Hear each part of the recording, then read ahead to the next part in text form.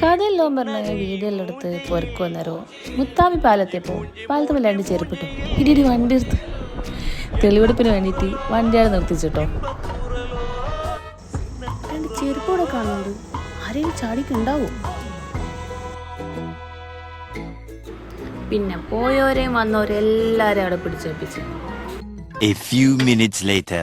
കൈവന്ന പൊള്ളുന്ന ശീലം വഴിപിരിയ കൂട്ടായി ഒന്നായി രണ്ടായി പിന്നെ അതിനെണ്ണം കെട്ടതായി.